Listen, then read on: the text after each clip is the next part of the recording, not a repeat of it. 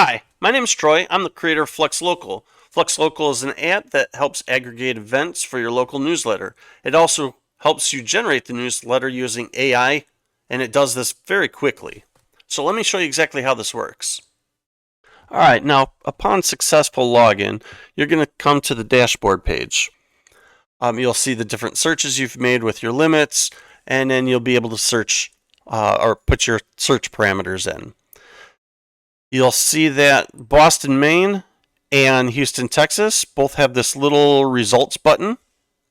And this results button means I've already ran this within 24 hours and these results get cached. So they get cached for 24 hours and after 24 hours they will reset. If anything's been cached, you can come back to it and you can click results. You'll see it process for a couple seconds to gather everything from the cache. And you can see that there's 42 events found in Houston, Texas. And you can scroll through and see all the different events. Just so you know too, you can always click on any of the view event buttons to see the actual event. And let's go ahead and scroll back up. Let's do a new search. Let's go for, I don't know, Rock Hill, South Carolina. And you'll see United States, Rock Hill. You can always change your country and your location. But we're going to search for this weekend. And actually, let's just search for today and see what we get for today. Since I'm recording on Friday, we should have a pretty good number of events. And we'll scroll down and see it's processing. In the background, it's just going through, it's scraping all the different events for Rock Hill. And it's processing to try and get everything limited and filtered out for any events that aren't for today. This usually doesn't take long. It takes maybe 30 seconds to a minute, and then it'll display all the results.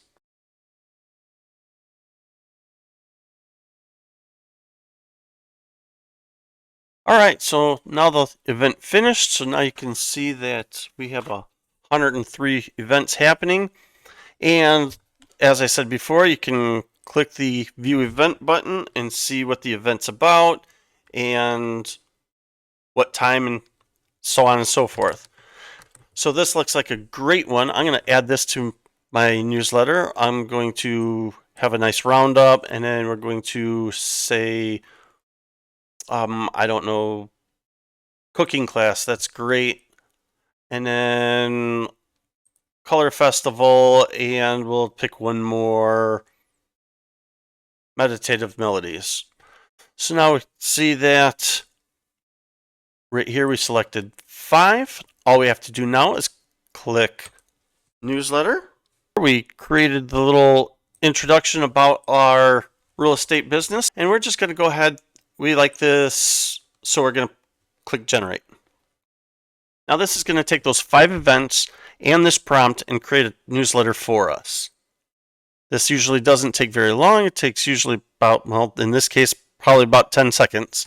And now you can see that we have our friendly team of the real estate pros here.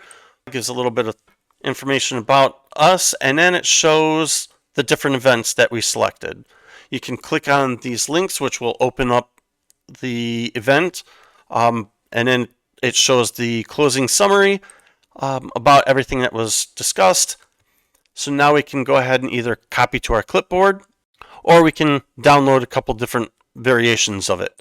If once we copy to our clipboard, we can go ahead and go to Substack, or we can go to Beehive and just paste this newsletter in, make any kind of further edits that we want, and send it off to our subscribers. In this case, since I was talking about real estate, I might want to edit to create a couple of different home listings at the bottom, and then go ahead and approve it and send it on its way. Now you'll also see that there's a help button here. So if at any point in time you have any questions, you can click on the help button and you can find different things in the documentation, or you can click the need help button, chat with support if we're online, click the feedback button if you have anything to add, or if you're having a problem, you can create a report to report a problem, and we'll get back to you and help get the problem resolved. Now, as you notice, I didn't click anything, so I forgot about copying my newsletter. So all I have to do is come back to newsletters, and then my newsletter's right here. So I can just click preview, and it's right here. I can go down here and copy, or I can copy it or download the different versions from here. If by some chance the newsletter was not good, we can always go ahead and just click this button. We can delete it, and we can go and recreate. If we want to recreate, we go back to find events. You can see that those 5 are still selected. And all of our recent results from our last search are still listed.